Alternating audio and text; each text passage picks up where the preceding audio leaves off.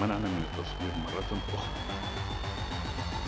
تكوين لجنة متابعة تحقيق في التجاوزات اللي قاعدة تصير في الصحراء، خاطر عدد الآبار الإنتاج موجود المصرح فيه مقارنة مع عدد الآبار راهو مغاير تماما، ما ثمش حاجات يعني ديكلاري حسب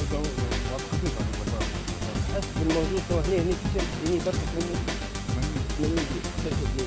شوف الشركات الاخرى ما عنديش فيها كتاب نسال يعني، اما نطلب لجنه تحقيق باش يشوفوا العدد الابار والانتاج الموجود يعني الرسمي، مش كميات الرسمي، مش اللي رابور تصرح فيها من تحت الحجاب، خاطر قاعد الشركات كلها في الثروات قاعدين هنا مستغلين راه هنا مهمشين في الجهه، ما عندنا حتى يعني شوف في البترول طايف الهواء في الطياره نشوف حاجتين صندوق اسود ونصف الصحراء صندوق نطلب لجنه وزاريه للنظر في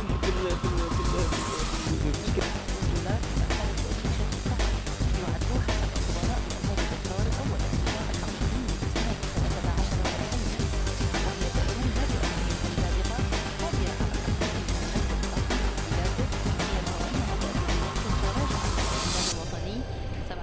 ألف برميل نفط يوميا السنة الماضية إلى 54,000، فيما تقدر الاحتياجات 85,000 برميل يوميا، ليتسع الحجز الطاقي ويتجاوز 3 مليون طن مكافأة نفط، ويتضاعف استخدام الدولة في النفط فيما يمثل اقتصادا معلولا للنفط.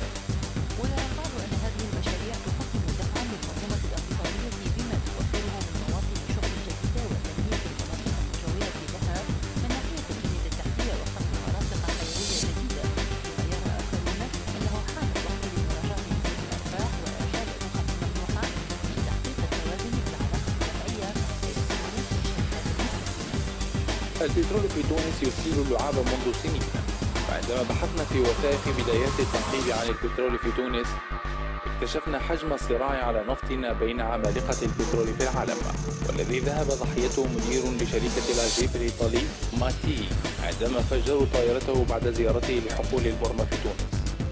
هل أتاكم حديث البئر البترولي بقرن الذي توسط فيه أخ ليلى ودفعت له في الخليج رشوة بملايين من الدولارات؟ ثم هذا البئر في الجنوب التونسي الذي بيعت رخصته ب5 مليارات بتونسي سرعان ما باعه للأجانب بعد مدة قصيرة ب 30 مليار.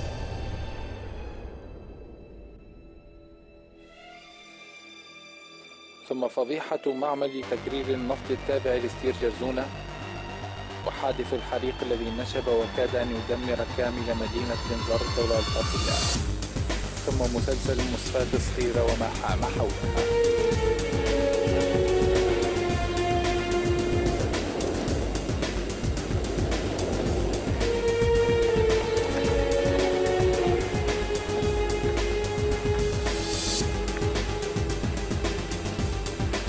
قادنا تحقيقنا إلى مثل يعكس سيطرة البعض على الكنوز الباطنية لأرضهم.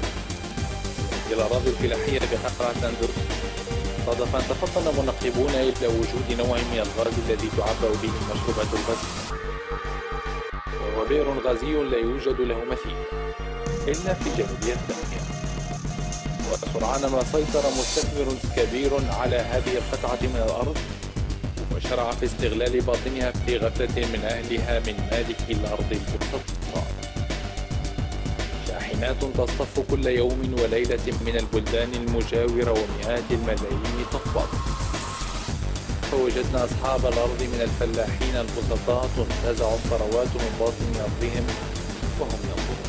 غاز يأتي الماء والسوائل الهيدروكربونية المعروفة باسم المكثفات، ثم يمرر الغاز عبر آليات لإزالة ثاني أكسيد الكربون والشوائب، وهي عملية تعرف باسم التحلية. وبعدها يجفف من الماء الغاز المحلى للمساعدة في منع حدوث تآكل في خطوط الأنابيب. وتنخل المكثفات في خط أنبوب منفصل على امتداد 10 كيلومترات وصولا إلى أنبوب النفط التابع لشركة النقل بالأنابيب في الصحراء ترابسا. ويرتقب من محطة المعالجة الأولية بعد الانتهاء من بنائها أن تكون قادرة على معالجة ما يصل إلى 2.7 متر مكعب من الغاز يومياً. ثم يبدأ الغاز رحلته على مسافة 370 كيلومتراً إلى جافس. ومن المقرر إنشاء خط أنبوب جديد قطره 24 بوصة وفقاً لأعلى المعايير الدولية. وسيتم لحام الآلاف من وحدات الأنابيب التي خضعت إلى رقابة الجودة على صنعها، ثم يجري فحصها بدقة باستخدام الأشعة السينية والموجات فوق الصوتية وفحص الجسيمات المغناطيسية. وباستخدام أذرع الرافعات الجانبية يجري وضع خط الأنبوب داخل خندق بعمق 1.5 متر الذي سيتم حفره خصيصاً. ويحدد سمك خط الأنبوب ب 12 ملم، وله القدرة على نقل 10 ملايين متر مكعب من الغاز في اليوم الواحد. ويبطن خط الأنبوب خارجياً بطبقة سمكها 3 ملم من البولي بروبيلين مصممة لتحمل درجات الحرارة التي تتراوح من 29 سلبي حتى 85 درجة مئوية. ثم يجري ردم الخندق بما يسمح للأرض أن تعود لسابق استخدامها الأصلي. للمساعدة في السيطرة على التدفق سوف تبنى محطات الصمامات التي تقام كل 32 كيلومتراً، ومن المزمع أن تتوفر لها آليات المراقبة على مدار الساعة. ولإدارة وصيانة الأنبوب وتسهيل قياس التدفق سوف يتم تركيز وحدتي إرسال واستقبال لكشف الأنبوب. وتعتزم المؤسسة التونسية للأنشطة البترولية بناء أنبوب قطره 12 بوصة وبطول حوالي 94 كيلومترا، يأخذ منبع الأنبوب المتجه إلى جافس على مستوى النقطة الكيلومترية 232، وذلك لتزويد ولاية تطاوين الغاز. وهنالك تقوم محطة معالجة الغاز الجديدة التي ستنجزها المؤسسة التونسية للأنشطة البترولية لمعالجة الغاز والاستخراج مواد البروبان والبيتان والمكثفات. وبعد المعالجة يتم تمرير الغاز داخل شبكة الغاز المحلية التابعة للشركة التونسية للكهرباء والغاز. ينظرون لها بحسرة ولسان حالهم يصرخ: يا رب، هل يرضيك هذا الظما والماء والإنسان وأنا؟ المعمل هذا بتاع تحكيم الدغري جاء خلاه من عند الشركة هذه وباعته أصلا ترى باليوم تاعنا أخذ، باعتهوله معناها بالفلوس، خصص له قطعة معناها تاع أرض وباعتهوله بالفلوس.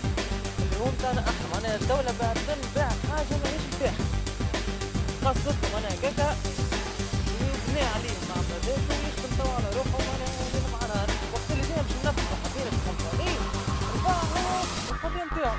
قال معناها فيها قال اللي انا راني شاري من عند الدولة، شوفوا مشكلتكم انتم مع الدولة، الدولة هي اللي فكت لكم بيعتها. الوقت انا ما عاودناش معاه حتى بالطبيعة منتوجة كما الليل مع نهار متزاير ومتزاير وكل شيء. لا صغار CO2